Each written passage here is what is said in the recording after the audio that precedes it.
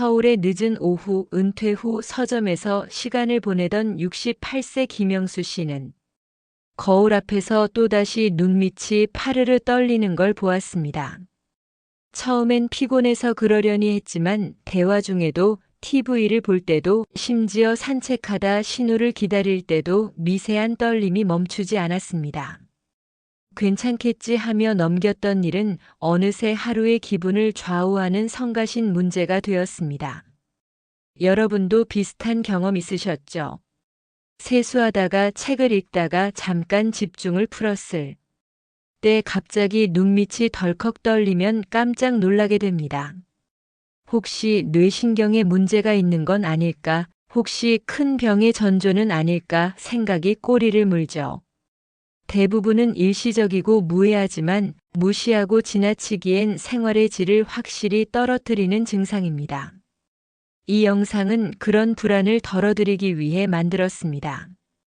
왜 이런 떨림이 생기는지, 무엇을 바꾸면 줄어드는지 실제 사례와 간단한 과학적 원리를 토대로 알아봅니다.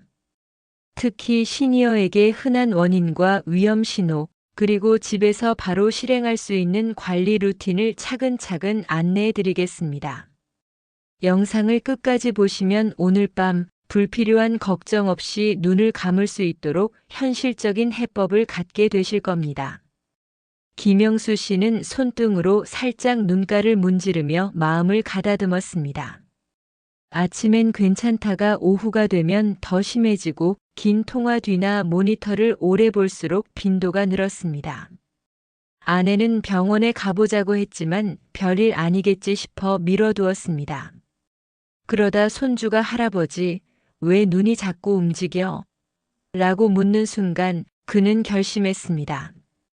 불안을 모른 척하지 않겠다고요.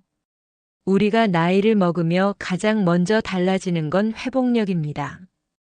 예전엔 하룻밤 자고 나면 싹 사라지던 피로가 요즘은 이틀, 사흘씩 남습니다. 작은 불편이 길어질수록 마음은 예민해지고 예민함은 다시 몸을 긴장시킵니다. 이 악순환을 끊는 첫 단계는 정보를 정확히 알고 가능한 행동부터 선택하는 것입니다. 이 영상은 겁을 주지 않습니다. 위협적인 말 대신 이해 가능한 언어로 원인을 설명하고 지금 여기서 할 수 있는 간단한 해결책을 모았습니다. 의료진을 찾아야 하는 신호는 분명히 집대, 대다수 상황에서 가능한 생활 처방을 중심으로 안내하겠습니다. 여러분의 하루를 방해하는 미세한 떨림, 오늘 여기서 맺고 끊는 법을 함께 배워봅시다. 이야기는 정보가 아니라 행동으로 완성됩니다. 보면서 바로 따라 할 수 있도록 간단한 동작과 식단, 검증된 체크리스트를 화면에 함께 띄울 것입니다. 기록은 치료의 절반입니다. 준비가 되셨다면 첫 장부터 천천히 넘기듯 따라오세요. 서두르지 않아도 됩니다. 몸은 속도가 아니라 방향을 기억합니다. 방향만 맞으면 늦게 가도 결국 도착합니다. 눈밑 떨림은 의학적으로 안검근의 미세한 경련입니다. 대부분 일과성으로 멈추지만 반복되면 불안과 피로가 증폭됩니다. 핵심 원인 가운데 첫손에 꼽히는 것이 바로 마그네슘 부족입니다. 마그네슘은 근육과 신경을 안정시키는 필수 미네랄로 이온 통로를 조절해 과도한 흥분을 누르고 이완을 돕습니다. 부족하면 근육 섬유가 제때 이완하지 못해 미세한 떨림이 길어집니다. 나이가 들수록 위산과 소화효소 분비가 줄고 식사량도 감소해 미네랄 흡수가 떨어집니다.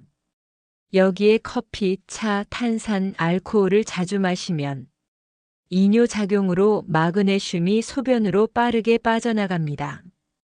이른바 복합 부족 상태가 만들어지는 셈입니다. 마그네슘이 줄면 밤에 쥐가 나거나 손발 저림, 피곤하지만 잠이 뒤척이는 현상이 동반되곤 합니다. 낮에는 집중이 흐트러지고 사소한 자극에도 근육이 쉽게 움찔거립니다. 특히 눈꺼풀은 얇고 신경 지배가 촘촘해 결핍 신호가 가장 먼저 드러나는 부위입니다. 음식으로 보충하려면 시금치, 근대, 브로콜리 같은 녹색 채소, 아몬드와 호두 같은 견과, 통곡물, 두부와 검은 콩, 코코아 함유 카카오 닙스 등이 좋습니다. 그러나 현실에선 매 끼니 챙기기 어렵습니다. 그래서 최소한의 습관 교정을 병행해야 합니다. 오후 늦은 시간 카페인 섭취를 줄이고 물을 천천히 나눠 마시며 단 것과 짠 음식을 과하게 먹지 않는 것만으로도 체내 전해질 균형이 안정됩니다. 중요한 점은 두려워하기보다 신호를 읽는 태도입니다. 작은 격려는 몸이 보내는 생활 점검표입니다. 최근 수면은 짧지 않았는지, 물 대신 카페인 음료를 늘리지 않았는지, 식사가 과도하게 가벼워진 건 아닌지 체크리스트를 스스로에게 물어보면 원인의 절반은 이미 드러납니다. 마그네슘은 전선의 절연체처럼 신경세포 사이의 과열을 막습니다. 흥분성 신경전달물질이 과하게 분비될 때 제동을 걸어주고 칼슘이 근육세포 안으로 과도히 들어와 수축이 고착되는 것을 방지합니다. 그래서 결핍이 오면 제동장치가 헐거워지고 사소한 자극에도 근육이 덜컥거립니다. 시니어에게 결핍이 흔한 이유는 식사 패턴의 단순화뿐만이 아닙니다. 위산 분비가 줄어 미네랄 용출이 어려워지고 위장관 운동이 느려 흡수 창구가 비효율적이 됩니다. 이뇨제나 위산억제제 같은 약물을 복용할 때도 손실이 빨라질 수 있습니다. 음식 선택의 작은 이동만으로도 상황은 달라집니다. 흰빵을 통밀빵으로, 흰쌀밥을 현미밥으로, 라면에 스프로 간을 맞추기보다 김과 통깨, 두부를 곁들이는 식입니다. 간식을 과자에서 아몬드 한 줌으로 바꾸고 후식 커피를 보리차로 바꾸는 것부터 시작해보세요. 체크리스트를 만들어 봅시다. 최근 일주일간 카페인 잔수, 수면 시간, 근육 경련 횟수, 물 섭취 타이밍, 야식 여부를 기록합니다. 수치가 보이면 원인이 보입니다. 원인이 보이면 불안은 구조화됩니다. 구조화된 불안은 행동으로 바뀝니다. 이것이 생활의학의 첫걸음입니다. 무엇보다 자신을 탓하지 마세요. 격려는 의지 부족이 아니라 생리적 신호입니다. 신호를 읽고 미세 조정을 반복하는 사람에게 몸은 놀라울 정도로 성실하게 반응합니다. 실감나는 비교를 해볼까요? 스마트폰이 버벅거릴 때 우리는 앱을 닫고 캐시를 비웁니다. 몸의 마그네슘은 신경계의 캐시 정리와 비슷한 역할을 합니다. 쌓인 긴장을 리셋하고 다음 반응의 과열을 막습니다. 그래서 소량씩 꾸준히 채우는 것이 중요합니다. 현실적인 장보기 팁도 드립니다. 장바구니에 시금치 한 단, 두부 2모, 무염 아몬드 작은 봉지, 통밀빵, 생선 통조림 2캔을 먼저 담으세요. 이 몇 가지면 일주일치 기본 재료가 준비됩니다. 메뉴 고민이 줄면 실천율이 올라갑니다. 그리고 잊지 말 것, 물은 벌컥벌컥이 아니라 수시로 한두 모금입니다. 전해질은 희석돼도 균형이 중요합니다. 한 번에 많이 마신 물은 금세 소변으로 빠져나가고 몸은 다시 갈증 신호를 보냅니다. 리듬을 만들면 결핍의 파동이 작아집니다. 마그네슘을 늘리려다 과하게 보충제를 시작하는 경우가 있습니다. 시작은 적게, 반응을 보며 천천히. 두통이나 설사가 생기면 용량을 나누어 식후로 옮기고 일주일 뒤 다시 평가합니다. 몸의 언어를 듣는 연습이 중요합니다. 또한 칼슘과의 균형을 잊지 마세요. 칼슘만 과잉이면 수축성이 늘어 경련이 악화될 수 있습니다. 균형은 늘 짝으로 움직입니다. 덧붙여 혈액 검사 결과가 항상 결핍을 정확히 말해주는 것은 아닙니다. 조직 내 저장고의 상태는 수치로 모두 보이지 않습니다. 그래서 식사와 증상, 생활 패턴을 함께 보는 종합 판단이 중요합니다. 마그네슘만이 전부는 아닙니다. 생활 패턴이 떨림을 키우기도 합니다. 대표적인 것이 스트레스와 수면 부족입니다. 스트레스 호르몬이 오르면 교감신경이 과하게 활성화되어 근육 긴장이 풀리지 않습니다. 수면이 짧아지면 회복 회로가 작동하지 못해 미세경련이 이어집니다. 카페인은 각성을 돕지만 과하면 악영향을 줍니다. 특히 오후 이후의 카페인은 수면을 얕게 만들어 다음날 회복을 방해합니다. 당분이 많은 디저트와 짠 간식은 체액 균형을 흔들어 전해질 불균형을 유발하고 과음은 수면 구조를 깨뜨립니다. 건조한 실내, 장시간 화면 응시도 문제입니다. 눈의 깜빡임이 줄면 각막이 마르고 안구 표면 자극이 늘어 눈 주위 근육에 미세한 긴장이 쌓입니다. 20분마다 20초 동안 6m 이상 먼 곳을 바라보는 20-20-20 원칙을 지키고 의식적으로 깜빡임을 늘리면 도움이 됩니다. 또 하나 놓치기 쉬운 요인이 자세입니다. 목과 어깨가 굳으면 안면으로 가는 신경과 혈류가 불편해집니다. 스마트폰을 고개 숙여 오래 보는 습관, 팔걸이 없는 의자에서 어깨를 올려 버티는 습관은 미세 긴장을 만듭니다.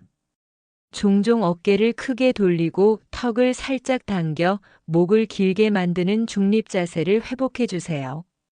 결국 떨림은 하나의 원인이 아니라 여러 작은 불균형의 합입니다. 그래서 해결도 한 가지가 아니라 작은 조정의 합이어야 합니다. 스트레스 관리의 실전 팁을 덧붙입니다. 숨을 4박자 들이마시고 7박자 멈춘 뒤 8박자에 내쉬는 4-7-8호흡을 하루 3번만 실행해 보세요. 교감신경의 페달에서 발을 떼고 부교감신경의 브레이크를 밟는 연습입니다.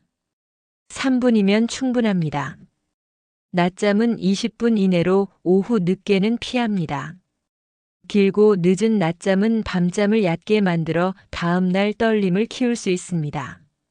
침실 조명은 노란빛으로 낮추고 스마트폰은 침실 문 앞에서 멈추게 하는 물리적 규칙을 만드세요. 규칙이 습관을 보호합니다. 건조 환경은 가습기만이 답이 아닙니다. 실내 화분 배치, 젖은 수건 걸기, 환기를 통한 미세먼지 낮추기가 동시에 필요합니다. 눈을 자극하는 숨은 요소를 줄이면 적은 노력으로도 체감이 큽니다. 수면 준비 루틴을 더 구체화합니다. 저녁 식사 후 밝은 조명을 끄고 따뜻한 차를 한 잔 마시며 음악을 듣습니다.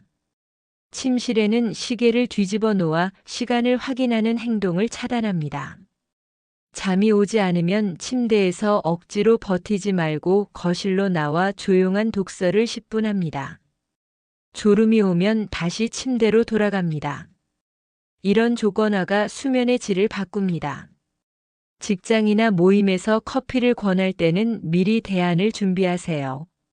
저는 오후엔 차를 마셔요 같은 문장을 입에 익히면 거절이 쉬워집니다. 습관은 문장으로 보호됩니다. 낮 동안의 빛 노출도 수면의 질을 좌우합니다. 해가 떠 있을 때 10분만이라도 밖에서 자연광을 쐬면 생체 시계가 리셋되어 밤잠이 깊어집니다. 카페인 한 잔을 줄이기보다 확실한 투자입니다. 영양은 회복의 연료입니다. 마그네슘과 더불어 칼슘, 칼륨, 비타민 B군, 오메가3 지방산, 항산화 폴리페놀은 신경 안정과 근육 이완에 서로 맞물려 작동합니다. 첫째, 마그네슘. 하루 식단에 녹색 채소 한 접시, 견과 한 줌, 두부나 콩류 반 접시를 기본으로 넣어보세요. 요리를 바꾸기 어렵다면 그날그날의 반찬에 통깨를 넉넉히 뿌리거나 미역국과 시금치 된장국처럼 조리 난도가 낮은 메뉴를 루틴화하는 것도 방법입니다. 둘째, 칼슘과 칼륨. 칼슘은 마그네슘과 균형을 이루며 근육 수축과 이완을 조율합니다. 멸치, 두유, 요거트, 케일이 도움이 됩니다.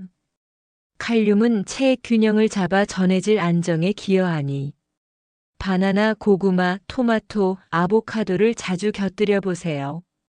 셋째, 비타민 B군. 특히 비일, 비육, 비시비는 말초 신경 대사에 관여합니다. 통곡물, 달걀, 참치, 닭가슴살, 표고와 새송이 같은 버섯류가 현실적인 선택입니다. 넷째, 오메가3. 염증 매개 물질을 낮추고 신경막 유동성을 개선합니다.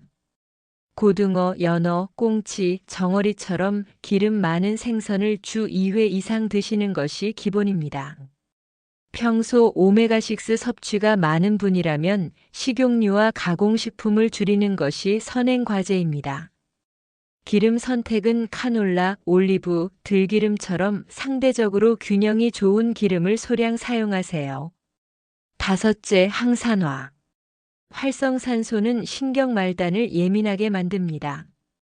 블루베리, 블랙베리, 자두처럼 진한 색의 과일, 카카오 함량 높은 다크 초콜릿, 녹차의 카테킨, 강황의 커큐민, 양파와 마늘의 퀘르세틴이 작은 방패가 됩니다.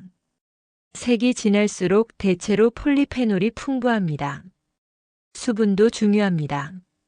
물을 많이 보다 물을 나눠 마시는 것이 핵심입니다. 아침에 한 컵, 식사 사이에 한 컵, 오후 느슨해질 무렵 한 컵. 저녁 늦게는 과하지 않게 조절하여 야간류를 줄이세요. 영양 보충제를 고려한다면 기준을 세우세요. 식사로 채우기 어렵고 증상이 잦다면 마그네슘 글리시네이트나 구연산 형태처럼 흡수와 위장 부담의 균형이 좋은 제형을 선택하세요. 카페인이 많은 날이나 운동 후에 일시적으로 용량을 조정하는 실용적 사용을 권합니다. 다만 신장 질환이 있거나 복용 중인 약이 있다면 의료진과 상의가 먼저입니다. 핵심은 완벽한 식단이 아니라 지속 가능한 작은 선택입니다. 매일 같은 시간에 비슷한 메뉴를 반복하는 단순함이 몸을 안정시킵니다. 식탁의 습관이 신경의 리듬을 만듭니다. 수분 섭취는 컵의 크기부터 정합니다. 가벼운 250ml 컵을 책상에 두고 다 마시면 바로 다시 채워놓는 자동화가 필요합니다. 물병을 큰 걸 들고 다니면 오히려 나중에로 미루기 쉽습니다. 작은 성취가 행동을 잇습니다. 보충제를 선택할 때 라벨을 읽는 요령도 알려드립니다. 1회 섭취량의 원소 마그네슘 함량, 제형, 부원료, 카페인 유무를 확인하세요.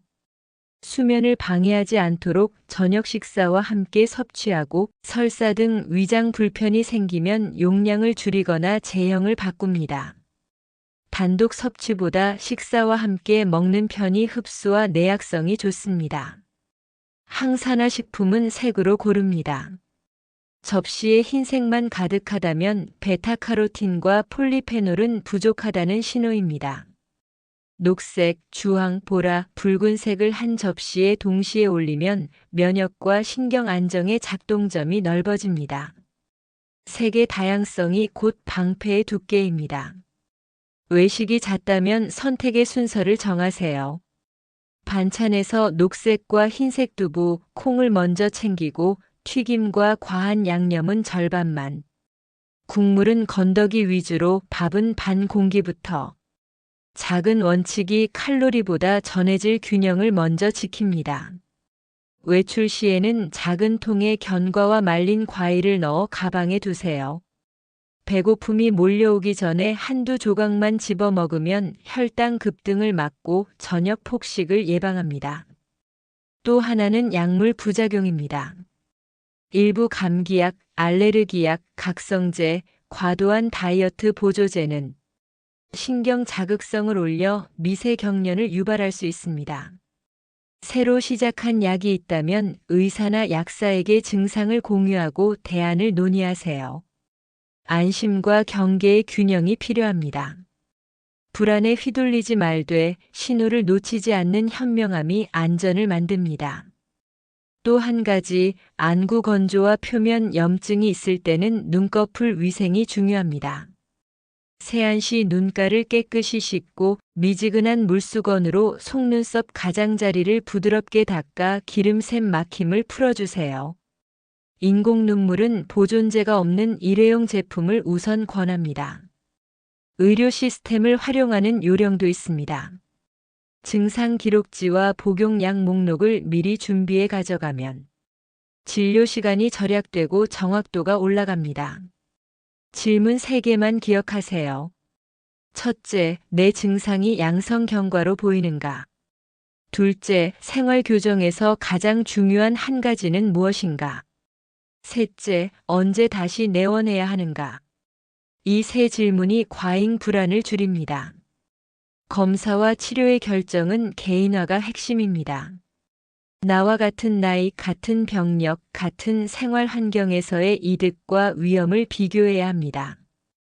인터넷의 일반론은 방향을 줄 뿐 답은 아닙니다. 주치의와의 협력이 해답을 구체화합니다. 눈꺼풀 경련과 비슷하지만 다른 질환도 있습니다. 안검 연축처럼 양쪽 눈이 강하게 오므라드는 경우 혹은 반대로 눈이 잘 감기지 않는 경우는 진단과 치료가 다릅니다. 증상의 양상과 촉발 요인을 메모해가면 구분에 큰 도움이 됩니다. 이제 집에서 바로 실천할 수 있는 7일 루틴을 드립니다. 핵심은 가볍고 반복 가능한 동작과 식탁, 수면, 위생의 3가지 축입니다. 마지막으로 루틴의 재설계 원칙을 공유합니다. 효과가 있는 습관은 남기고 부담이 큰 습관은 반으로 줄여 지속 가능성을 높입니다. 건강은 강도가 아니라 지속 시간의 함수입니다. 작은 변화를 오래가게 하는 사람이 결국 승리합니다. 루틴을 방해하는 함정을 미리 예측합시다. 회식, 여행, 손님 맞이 같은 예외 상황이 생기면 카페인과 수면, 식단이 흐트러집니다. 이럴 땐 최소 기준을 정합니다. 디지털 도구도 활용하세요.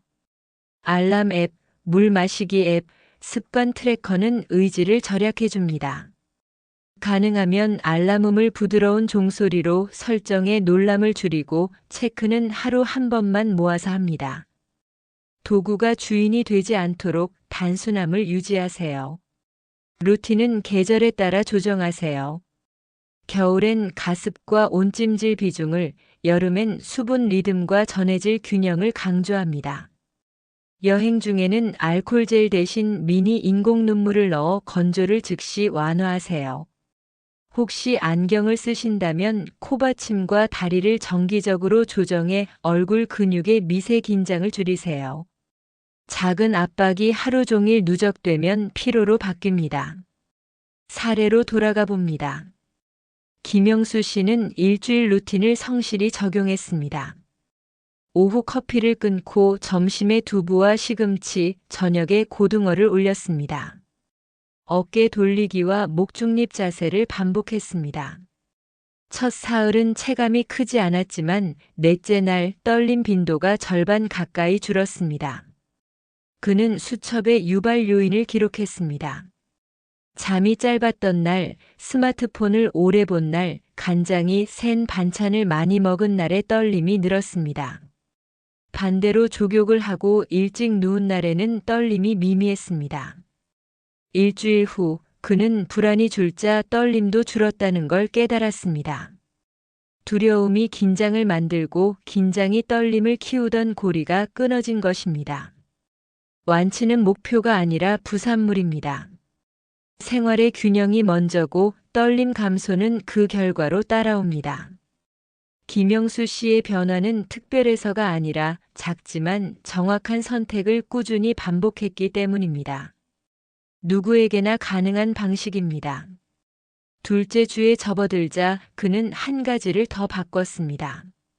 저녁 식탁에서 TV를 끄고 가족과 대화를 늘렸습니다. 먹는 속도가 느려지자 소화가 편했고 야식 생각도 줄었습니다. 주말에는 손주와 공원에서 햇빛을 쬐며 30분 걷기를 실천했습니다. 걷는 동안 그는 턱을 살짝 당기고 어깨를 내리며 리듬을 유지했습니다. 단순한 동작이었지만 끝나고 나면 머리가 맑아졌습니다. 셋째 주 떨림은 드문 손님이 되었습니다. 가끔 찾아오긴 했지만 그는 더 이상 놀라지 않았습니다. 대신 일지를 펼쳐 원인을 찾아 작은 조정을 했습니다. 그리고 문장 한 줄을 덧붙였습니다. 나는 불안을 관리할 수 있다. 이 믿음이야말로 가장 강력한 처방이었습니다. 그는 가끔 찾아오는 떨림을 경보음이 아니라 알림으로 대했습니다. 알림이 울리면 물을 한 모금 마시고 창밖을 바라보며 10번 천천히 깜빡였습니다.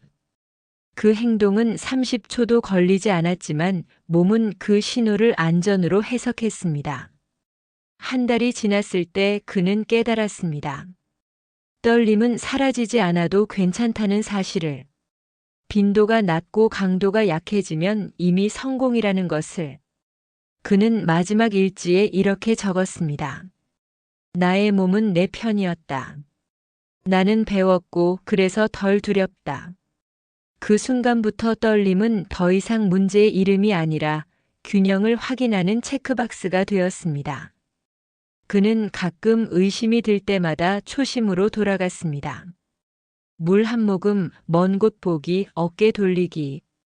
세 가지가 그의 안전 버튼이었습니다. 버튼을 누르기만 하면 마음이 가라앉았고 그 평온이 근육에 전달되었습니다. 몸과 마음은 한 팀이라는 사실을 그는 체감으로 배웠습니다. 눈밑 떨림은 우리 몸이 보내는 작은 자막입니다. 지나치기 쉬운 피로, 수면, 영양, 자세의 불균형을 읽어내라는 신호죠. 오늘부터 할 일은 세 가지뿐입니다. 오후 카페인을 끊고 20-20-20을 켜고 잠들기 전 5분 찜질과 호흡. 일주일 뒤 떨림의 리듬이 달라질 것입니다. 여러분의 몸은 여러분 편입니다. 작은 신호를 귀하게 대하면 몸은 반드시 응답합니다. 마지막으로 자신에게 친절하세요.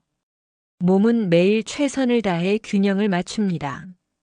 오늘의 작은 선택이 쌓이면 어느 순간 떨림이 배경으로 물러납니다. 그 변화는 조용하지만 분명합니다. 여러분은 이미 시작했습니다. 이제 꾸준히 걸어가기만 하면 됩니다. 지금까지 시청해 주셔서 감사합니다.